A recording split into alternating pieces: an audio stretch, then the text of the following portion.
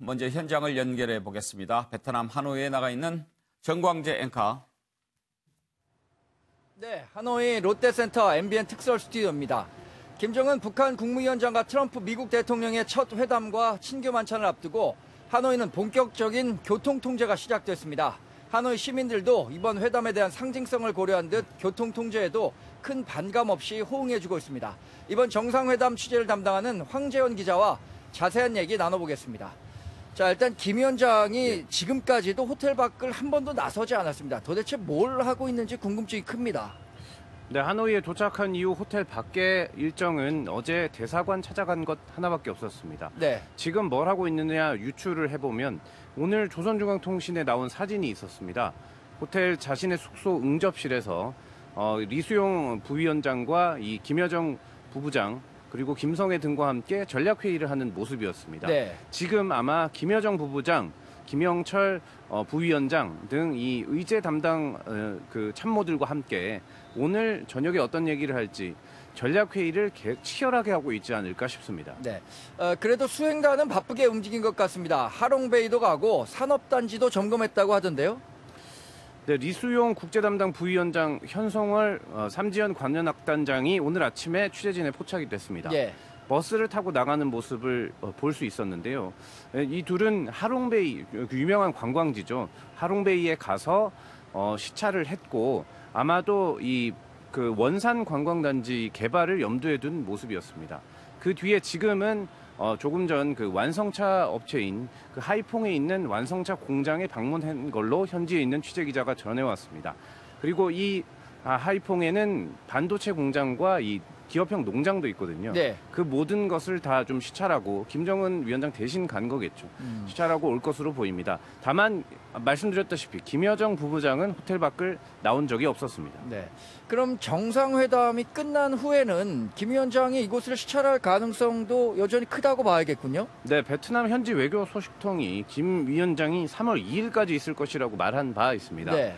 28일 저녁에 하지만 트럼프 대통령은 출국을 하거든요. 그러면 3월 1일과 2일은 온전히 베트남 일정이라고 할 수 있는데 예. 김 위원장이 아무래도 직접 하롱베이와 하이퐁을 갈 가능성이 커 보인다.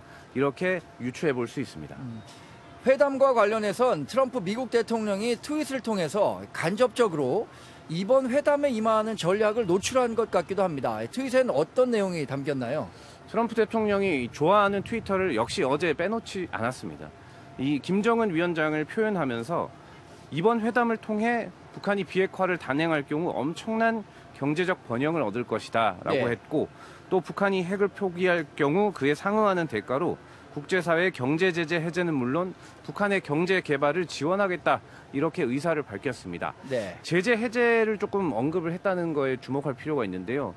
아무래도 내일 합의문에 제재 해제를 뭐 완전히 확답하진 않겠지만 검토 추진하겠다 뭐 이 정도 문구는 담기지 않을까 하는 좀 분석이 나오고 있습니다.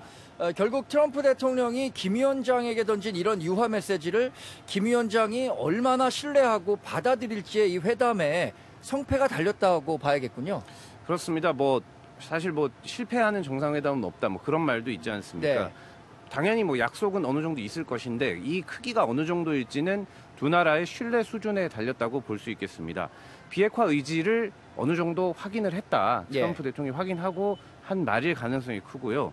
이 신뢰 정도에 따라 내일 성과가 이른바 얘기하는 빅딜이 될지 스몰딜이 될지 좀 정해질 텐데 지금으로서는 트럼프 대통령의 트위터로 봐서는 영변 핵시설에 대한 폐기 그 정도는 아니더라도 생산 중단 동결까지는 나오는 일종의 좀 빅딜에 가까운 성과가 있지 않을까는 분석이 조심스럽게 나오고 있습니다. 네. 이른바 하노이 선언이 될 가능성이 큰데 그게 그러니까 빅딜과 스몰딜 사이에서 상당히 많은 관측들이 나오고 있는데 중간 접점 정도가 지금 그럼 더 유력하게 거론된다고 봐야 될까요?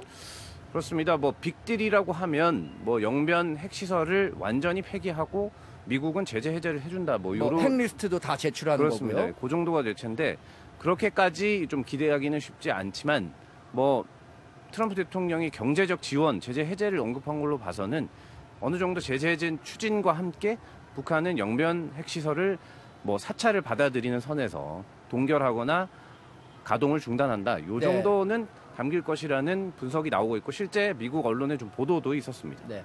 마지막으로 지금부터 펼쳐질 일정 좀 살펴보도록 하죠.